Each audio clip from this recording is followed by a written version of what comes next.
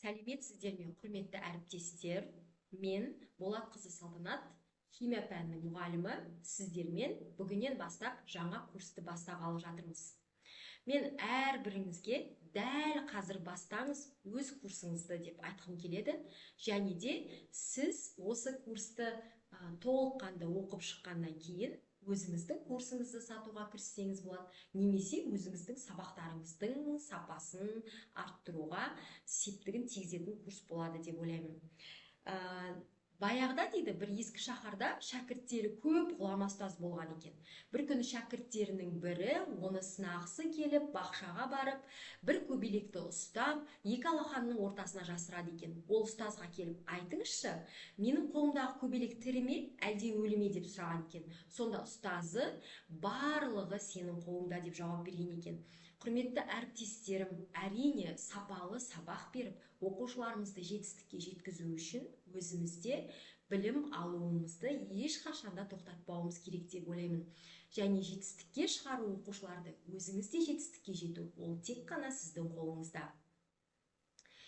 Жалпы мұғалім ол өте қызығы да мол, қиындығы да мол мамандыққа жатады, барлығымызға белгілі. Сол өмірде біз үнемі өзіміздің балансымызды сақтай алуымыз керекпіз. Мен сіздерге мұнда өмір балансын беріп тұрмын. Осыған сабақты, курсты бастамас бұрын қазіргі жағдайыңызды, өміріңіздің әр саласына анализ жасай отырып, талдап, бағалауға мүмкіндік беретін осы өмір балансын қолданыңыз дегім келеді.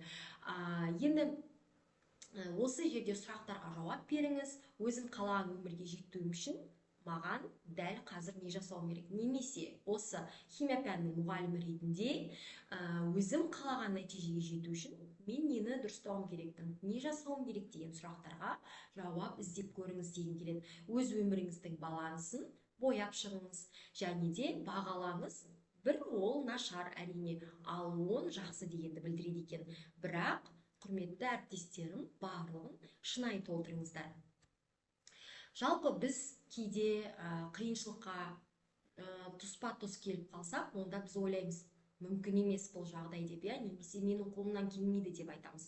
Бірде хайуанаттар бағынан өтіп бара жатып, сондай алып пілдердің алдыңғы аяғынан ғана байланып тұрғандарын байқадым. Олар оп-оңай босап шыға алады екен. Бірақ қарауыштан сұрағанда біз оларды кішкентайынан осындай арқанмен байлап, қазір денесі қанша үлкен болса да жіп-жіңішке арқанды үзіп кете алатынына сенімсіз. Сол үшінде олар қашпайды делінген екен. Дәл осы пілдер секілді көп нәрсені қолымыздан келмейді деп ойлап жүрсеңіздер, әріптестер, сіздер қателесесіздер, барлығында басынан бастауға әлі де кеш емес. Ең бірінші біз курсты оқығанда неден бастауымыз керек?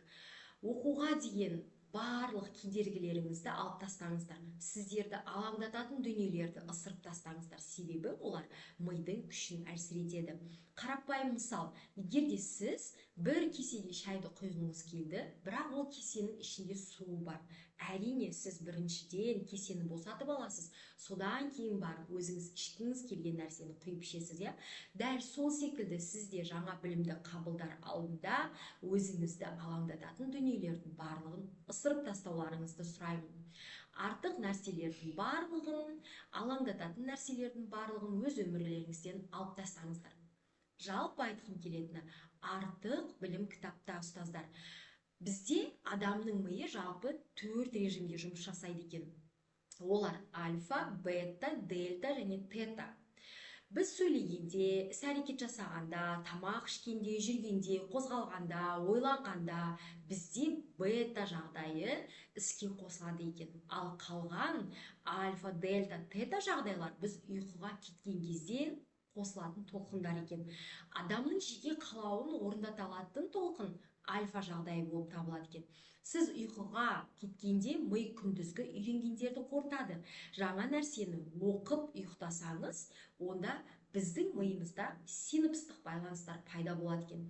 Ақпараттың есте жақсы қалуы үшін ескі ақпаратты жаңамен салыстыра отырып, үйреніп, ұйықтар алдында жаңа білімді қабылдасаңыздар, әрине есте сақтауға ықтималдылық жоғары болады. Жалпы кез келген курсты бастамас бұрын біз нені игеруіміз керек? Әрине, үйрену қабілетін игеруіміз керек екен. Егер сіз жалығып кетемін деп қорқатын болсаңыз, онда 25 минут жұмыс жасап, одан кейін демалыңыз. Және де өзіңіздің миыңызды жаңа ақпараттарды қабылдағаны үшін үнемі әдемі сый жасап тұрыңыз өз-өзіңізге. Жалпы кез келген курсты бастағанда немесе емтиханға дайындық жасаған кезде, тестке кірер алдында, бізде мұғалімдер тестке кіреміз, ол кезде біз не істеуіміз керек? Ең бастысы, үнемі бізде сабақтарымыз да сәтті өту үшін ұйқымыз дұрыс болу керек. Үнемі біз оқушыларға бергіміз келген ақпаратты немесе өзіміздің ойымызда сақтағымыз келген ақпараттарды үнемі қайталап отыруымыз керек. Барлығын бірден меңгерем деу ол өте қате пікір. Жұмысты, сабақты, мәліметті аз-аздан оқу керек, дайындықты да осылай аз-аздан жасау керек. Жаңағы айтқандай, сізге кедергі жасайтын барлық нәрседен арылыңыздар. Және де өзіңізге жаңа білім болатын курстарды, кітаптарды үнемі солардың көмектеріне жүгіну қажет деп ойлаймын. Негізгі идеяларды сіз өзіңізге және өзгелерге қызықты теңеулер мен суреттер арқылы түсіндіріңіз. Әріптестеріңізге түсіндіріңіз жаңа алған білімді, сол кезде ол сіздің ойыңызда тағы да беки түсетін болады. Күрделі ақпаратқа үнемі зейін қоюды алдыңғы орынға қойыңыз. Кішкене уақытыңыз босап қалған жағдайда міндетті түрде дене қозғалысына уақыт бөліңіз. Тағы да бір ескере кететін жағдай, өтірік тәжірибеден аулақ болыңыздар әріптестер. Әр нәрсені бастаған кезде қиыннан бастасаңыздар, жеңіл, ол сізге оңай орындалатын болып қалады. Енді сіз бүгіннен бастап өзіңізді жаңа менге қарай қалыптастырып жатсыз, соған алғашқы қадам жасап жатсыз, өзгеруге алғашқы қадам жасап жатсыз, білімді болуға алғашқы қадам жасап жатсыз деп білем сізді. Және де осы жаңа мен, жаңа менге жету барысындағы алғашқы қадамды мен медитация деп айтар едім. Жалпы медитация бұл сананы неғұрлым айқын етуге, өзіңізді түсінуге, ақыл ойыңызды басқаруға мүмкіндік беретін әртүрлі психологиялық, діни және сауықтыру практикалары болып табылады. Енді біз күнделікті осы зерттеулерге сүйенетін болсақ, күніне 15 минут медитация жасаған адамда стресс гормоны кортизол төмендейді екен. Және де инсульт, инфаркт деген сияқты аурулардың қаупі азаяды екен. Сондай-ақ қан мөлшері азайып, иммунитет нығайып, қартаю процесі де азаяды екен, әріптестер. Сол үшін де сіздер әдемі әуенді қосып, күнделікті медитация жасап тұрыңыздар. Одан кейін әрине, жақсы сөз жарым ырыс деген мақал бар, қазақ халқында. Күнделікті беретін батаның өзі аффирмация болып табылады екен. Аузымыздан шыққан сөз тағдырымызға әсер етеді десем, сіздер сенесіздер ме? Егер де сіз ойыңыздың қаншалықты күшке ие екенін білсеңіз, ешқашан жаман ой ойламар едіңіз. Бұл шынымен де солай. Сіз егер де өзіңіздің өміріңізді өзгерткіңіз келсе, жақсы, мықты ұстаз болғыңыз келсе, онда әрине сіз өз-өзіңізге сенуіңіз керексіз. Және де өзіңіздің миыңызға тек қана жақсы ақпараттарды толтыруларыңыз қажет. Және де енді сіздерге сөзімді аяқтамас бұрын, нақты сұрақ, нақты жауап, дұрыс сұрақ, дұрыс жауап деген келеді. Яғни сіздер дұрыс қадам жасасаңыздар, сіздердегі нәтиже де дұрыс болатынына кәміл сенемін. Құр білген керек емес, білгеніңді іс қылған керек. Демек, сіздер жақсы түсініп алсаңыздар өз пәндеріңізді, онда сіздер оқушыға да өздеріңіздің білгендеріңізді дұрыс үйрете аласыздар. Адамның әр күні жалпы таңдаудан басталады. Әрбіріміздікі сондай. Бүгінгі нәтижеңіз кешегі таңдауыңыздың жемісі деген келеді. Уақытыңызды не нәрсеге жұмсасаңыз, сол болашағыңыздың айнасы болады. Білім алуға жұмсасаңыз, демек болашақта сіз де білімді боласыз, сіздің оқушыларыңыз да өте білімді болады. Жалпы, әріптестерім, сәттілік пен жеңіс табанды адамдарды жақсы көреді. Сол үшін де бүгіннен бастап табанды жұмыс жасайық, бірге өзіміздің білімімізді шыңдайық дегім келеді. Енді сіздермен біз бүгін алғашқы тақырыбымызды бастаймыз. Химия пәні, таза заттар және қоспаларды бөлу әдістері. Енді мен сіздерге осы слайдтардың барлығын жүктейтін боламын, және сабаққа қосымша қолданатын материалдарыңызды да жүктейтін боламын. Яғни осы сабақты көріп болғаннан кейін сабаққа арналған презентацияны, сонымен қатар практикалық жұмысты, осы тақырыпқа қажетті барлығын мен бағдарламамыздың ішіне орналастыратын боламын. Жалпы сіздер бұнда өз сабақтарыңыздың мақсатын қоясыздар, осы слайдты да сіздерге ұсынатын боламын. Енді жалпы жаратылыстану пәндерін біз білеміз. Химия, биология, физика, география пәндері жататын, тағы информатика бар. Жалпы осы пәндер физика, химия, биология, география барлығы бір-бірімен байланысты пәндер. Физика материяны зерттесе, география жерді зерттесе, биология тірі табиғатты зерттесе, ал химия пәні заттарды және олардың қасиеттерін зерттейді. Химия заттардың құрамы мен құрылысын, олардың бір-біріне айналуын зерттейді. Сезу мүшелері немесе құралдар арқылы сезіне алатын бізді қоршаған материалдық әлем бұл материя деп аталады. Кеңістікте белгілі бір пішіні мен көлемі бар жеке тұрған нәрсені дене деп атаймыз. Мысалы үшінге мына затты көрсететін болсақ, бұл дене, себебі оның өзінің белгілі бір пішіні бар, көлемі бар. Дененің шығу тегін және сапалық қасиеттерін сипаттайтын материя түрін зат дейміз. Демек, мынау дене болса, ол қандай нәрседен жасалса, біз оны зат деп атаймыз. Бұл денеміз пластмассадан жасалса, демек пластмасса ол зат деген сөз. Заттар жалпы бізде ол жіктеледі, таза заттар және қоспалар болып. Енді таза заттарға бізде жай заттар, олар элементтер, және күрделі заттар, қосылыстар жатады екен. Қоспаларға біртекті және әртекті қоспалар жатады. Біртекті қоспаларды кейбір оқулықтарда білесіздер гомогенді деп келтіреді, ал әртекті қоспаларды гетерогенді деген терминмен береді. Бұлардың барлығы бірдей мағына береді. Жалпы жаңа айттым, қоспалар бөлінеді, біртекті және әртекті қоспалар болып. Мысалы үшінге, егер де біз біртекті қоспаларды оқушыларға түсіндіргіміз келсе, кәдімгі тұзға суды араластыру арқылы түсіндірсеңіздер болады. Ал әртекті қоспаларға құмға суды қосу арқылы көрсетсеңіздер болады. Яғни біртекті қоспада, көріп тұрғандарыңыздай, бір стакан ол бізде біртекті қоспа. Біртекті қоспада құрам бөліктері араласқан кезде жай көзге де микроскоппен де көрінбейді құрам бөліктері. Ал әртекті қоспада құрам бөліктері жай көзге көрінеді. Мына екі стаканда сіздер көріп тұрсыздар, қайсысы біртекті, қайсысы әртекті қоспа екендігін. Жалпы екі немесе одан да көп элементтер немесе химиялық қосылыстар кез келген мүмкін пропорцияда араласады, табиғатта және біздің күнделікті өмірімізде кең таралған қоспалар түзеді екен.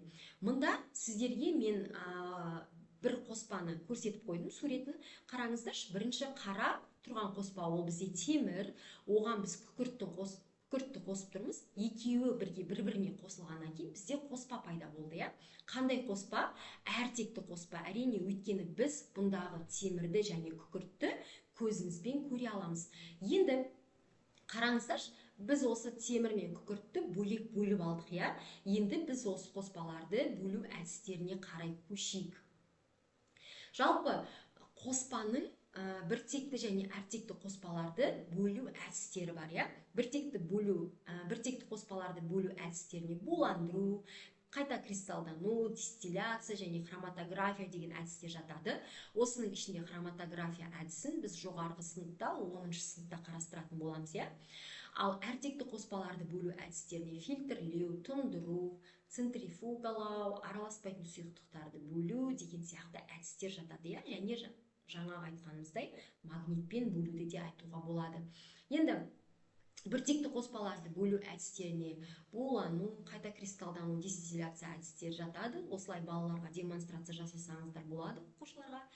Ал бұл дистилляция әдісі енді егер де біз әртекті қоспаларды бөлу әдістерін көрсеткіміз келсе, онда жаңағы тәжірибені оқушыларға көрсетуге болады. Темір мен күкірттің қосындысы, оны біз темірдің магнитке тартылу қасиеті болғандықтан, біз темірді магнитпенен бөліп алады екенбіз. Енді қазір біз таза заттарменен қазір жай заттардан күрделі заттарды алу әдісін синтез деп атайды екенбіз. Біз бірінші оқушыларға тақырыпты түсіндіргеннен кейін видеоны қосатын болсақ, оқушыларға түсініктірек болады. Енді бізде қазір сол видеоны тамашалайық, әріптестер. Тұну жылдамдығы қатты зат пен сұйықтықтың тығыздықтарының айырмашылығына тәуелді. Жеңіл тұнбалар ұзақ уақыт бойы тұнуы мүмкін. Бұл процесті тартылыс күшін одан әлдеқайда үлкен центрден тепкіш күшпен алмастыру арқылы жылдамдатуға болады. Бұл күш жоғары айналу жылдамдығынан туындайды. Центрифугалау қоспа компоненттерін қаншалықты тиімді бөлетінін бақылайық. Біз аздаған лай қоспаны сынауықтарға қойып, үлгілерді өте жоғарғы жылдамдықта айналдыратын мәшине центрифугаға орналастырайық. Центрден тепкіш күш меншікті салмағы үлкен заттың сынауық түбіне тынуына әсер етеді. Центрифугалау қоспаның өте жылдам бөлінуін қамтамасыз етеді. Центрифугалаудан кейін сұйықтық тұнбадан фильтрлеу жолымен бөлініп алынады. Центрифугалау сүт зауыттарында сүтті қаймақтан бөлу үшін қолданылады. Бұл сүт тығыздығының қаймақ тығыздығынан жоғары болуының арқасында жүзеге асады.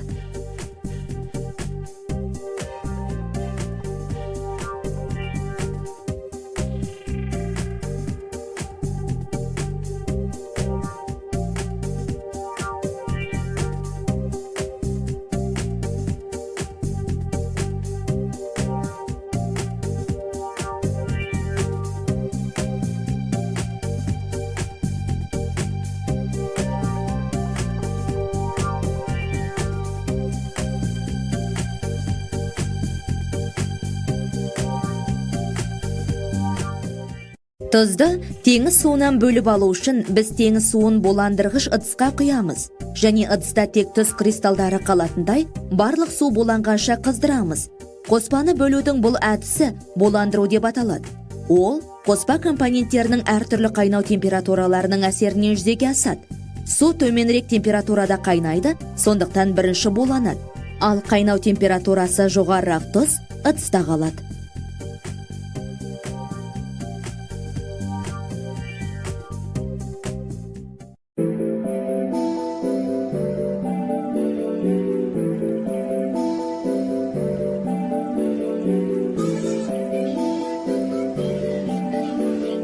Егер біз құмды сумен араластырсақ, және қоспаны бірнеше минутқа қалдырсақ, онда құм судан ауыррақ, немесе нақтырақ айтсақ, құмның тығыздығы судың тығыздығынан жоғарырақ болғандықтан, ол су түбіне тынады. Егер біз суды басқа стақанға жайлап қайта құйсақ, құм түбінде қалып, біз қоспаны бөліп ала аламыз.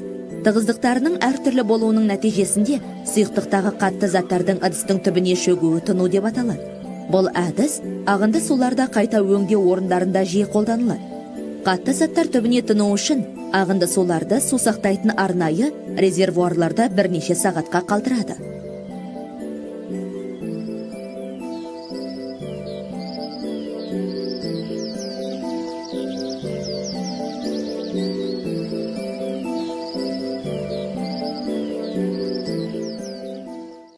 Сүзу суда ерімейтін қатты заттар су секілді сұйықтықпен араласқанда қолданылады.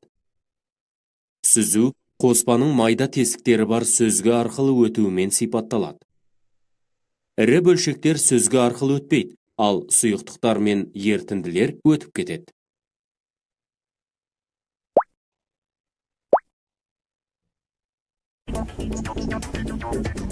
Шай жапырақтары суда ерімейді, сондықтан оларды бөлу үшін біз електі қолданамыз. Бөлшек өлшемдері әртүрлі заттарды сүзу әдісі арқылы бөлуге болады. Стақанда қант пен құм қоспасы бар. Мұндай қоспаны біз қалай бөле аламыз? Қант суда жақсы ерейді, ал құм ерімейді.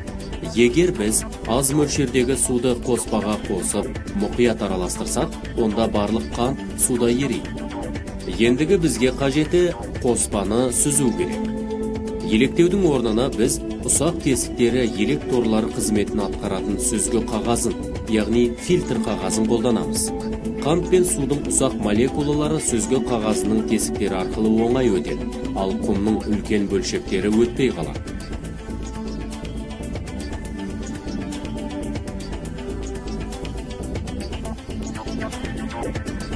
Сүзгі арқылы өтетін таза ертінді фильтрат деп аталады, ал сүзгі қағазында қалатын зат қалдық немесе тұнба деп аталады.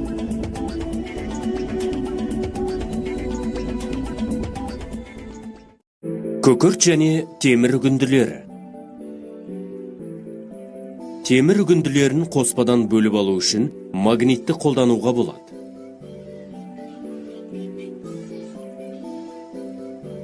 Құм және тұз. Тұз суда еритіндіктен, оған суды қосып ерітіп, ертіндіні қоспадан төгіп тастауға болады.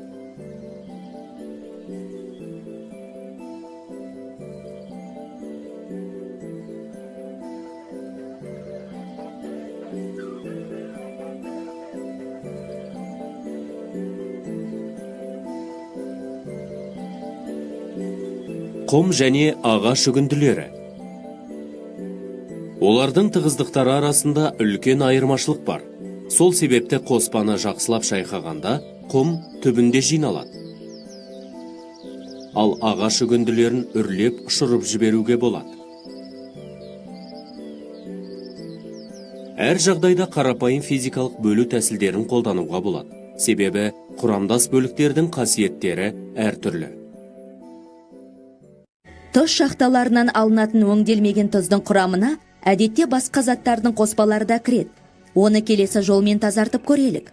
Алдымен шикі тұзды ыдысқа орналастырамыз да суда ертеміз. Сосын ертіндіні қыздырып, оны біртіндеп буландырамыз. Осылайша біз қаныққан ертінді аламыз. Егер ертіндіні біраз уақытқа қалдырсақ, біртіндеп температураның төмендеуімен тұз ертіндіден таза кристалл түрінде бөлінеді. Қоспалар ертіндіде қала береді, ал кристалдарды ертіндіден сүзу арқылы бөліп алуға болады. Мұндай тазарту әдісі кристалдандыру деп аталады. Ерігіштіктері әртүрлі заттар үшін сәйкесінше әртүрлі температуралар қолданылады. Бұл әдіс қант қызылшасынан алынатын қантты және тұз шахталарынан алынатын ас тұзын тазартуда қолданылады.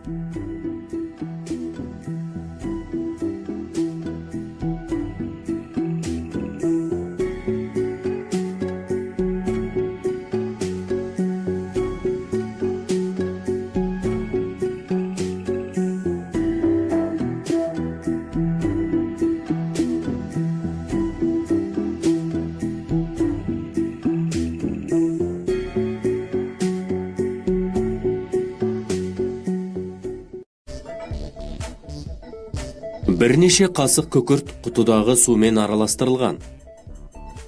Күкірт суда ерімейді. Сүзгі қағазын үлкен құйғының ішкі бетіне жанаса, ал стақанды құйғының астына орналастырады. Күкірт пен судың қоспасын сүзгі арқылы өткізгенде, су сүзгі қағазынан өтіп кетеді, ал күкірт өте алмайды, себебі оның түйіршіктері тым үлкен. Осылайша қоспаны бөліп алдық. Құрметті әріптестер, енді жаңа жоғарыда айтқанымдай, сіздерге осы сабақтың барлық материалдары толыққанды жүктелетін болады. Сіз өзіңіздің сабағыңызға осы видео презентацияны да барлығын алып сабаққа қолдансаңыз болады.